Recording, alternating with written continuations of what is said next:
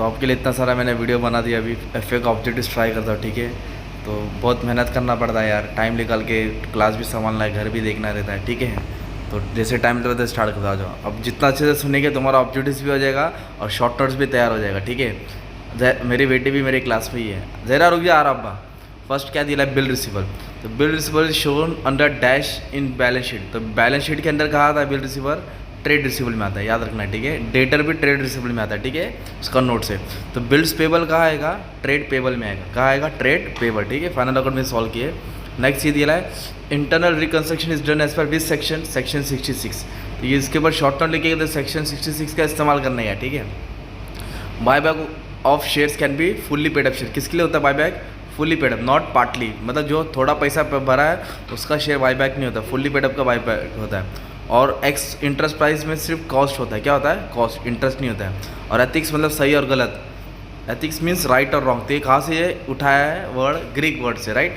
और accounting standard board किसने दिया है, ICAI, ये नाम याद करने का। और कंपनी कितना बायबैक कर सकता है, 25% से ज़्यादा नहीं, up to the limit of 25% of own fund. Own fund मतलब खुद का पैसा, equity share, preference share, reserve and surplus, है ना। बायबैक में हम लोगों ने डिस्कस किया है। और जो भी रिकंस्ट्रक्शन एक्सपेंस होता है, लॉस होता है, वो डेबिट होता है। किधर डेबिट होता है, कैपिटल रिडक्शन में। फायदा रहेगा तो क्या होगा, क्रेडिट होएगा, ठीक है। और final account of the company have to be prepared in which form, schedule 3। Schedule 3 में फाइनल अकाउंट फॉर्म होता है, ठीक है, वो याद रखने का है। नेक्स्ट क्या दिया है, इधर आ, प्रेफरेंस डिविडेंड इज शोन। तो प्रेफरेंस डिविडेंड जो एरियर से बाकी है उसको कंटीजेंट लायबिलिटी में शो होता है। Contingent liability are those liability which arises in future, वो फ्यूचर में हो सकता है, ठीक है, इसके हिसाब से होगा। इधर आ जा। अभी नेक्स्ट क्या दिया है, current investment. Current investment are valued at cost और market price whichever is lower. मतलब जो लोअर रहेगा करंट इन्वेस्टमेंट, इस पर वैल्यू होता है, ठीक है।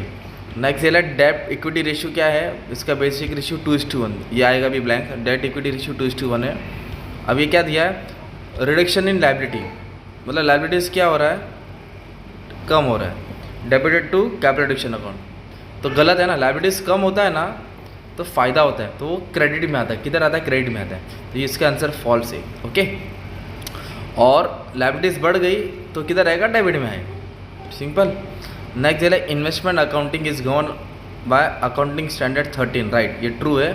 After that interest paid is disclose under finance cost. Interest paid जो होता है वो फाइनल अकाउंट में कहाँ हेडिंग में आता है, फाइनेंस कॉस्ट में आता है, ठीक है। नेक्स्ट क्या दिया है, capital reduction require court section. Obviously जो भी कैपिटल रिडक्शन होता है, इंटरनल रिकंस्ट्रक्शन होता है, उसको किसका परमिशन लेना पड़ता है, कोर्ट का, ये सब स्कीम लाने के लिए, ठीक है। नेक्स्ट क्या दिया है, public deposit is secure loan. False, it is not secured, it is unsecured. Unsecured loan है, ठीक है, अनसिक्योर्ड लोन है। इधर आ जरा, अनसिक्योर्ड लोन है, ठीक है। नेक्स्ट क्या दिया है, और accounting standard cost of investment किस में कैलकुलेट होता है, वेटेड एवरेज में होता है, राइट। और the amount of long term investment, long term investment कहाँ शो किया जाता है, एट कॉस्ट, हमेशा कॉस्ट में शो किया जाता है, asset side. Amount not collected by share holder, जो अमाउंट शेयर होल्डर ने कलेक्ट नहीं किए हैं तो अनक्लेम्ड डिविडेंड बोलते हैं उसको, वो करंट लायबिलिटीज होती है, ओके। क्या होती है, करंट लायबिलिटीज। और payment of dividend is based on fully paid up. जो भी डिविडेंड पे होता है फुल्ली पेड अप पे होता है, राइट, पार्टली पेड अप पे नहीं। Interim dividend can be declare by board of director. Interim dividend मतलब जो साल के बीच में डिक्लेयर होता है ना, तो बोर्ड ऑफ डायरेक्टर देता है। Final dividend shareholders. अभी क्या दिया इधर, ये ब्लैंक्स कंफर्म आएगा। जेड लिमिटेड 8,000 इक्विटी शेयर है, 100 का था। Each share is subdivided into equity share of 10 is, divide किया सब इसको, तो फिर नंबर ऑफ शेयर क्या हो जाएगा, बढ़ जाएगा, राइट। मतलब शेयर और कम हो गया। फेस वैल्यू 100 था ना, 100 था face value, right. Face value कितना था, 100 था। अब कितना हो गया, 10, तो नंबर ऑफ शेयर क्या हो जाएगा तुम्हारे, बढ़ जाएगी। तो ये ब्लैंक्स में आएगा, ठीक है, याद नहीं तो 80,000 हो जाएगा, 80,000 शेयर, ठीक है। नेक्स्ट क्या दिया है, हाँ बेटा एक minute, capital reserve is non free reserve, true.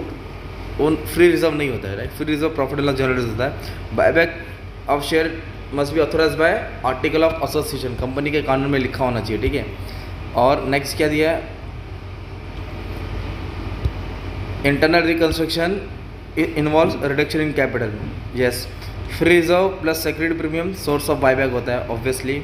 और सरेंडर ऑफ शेयर का मतलब क्या होता है, कैंसिलिंग फॉर अनइश्यू शेयर। सरेंडर मतलब जो शेयर अनइश्यू उसको कैंसिल करना।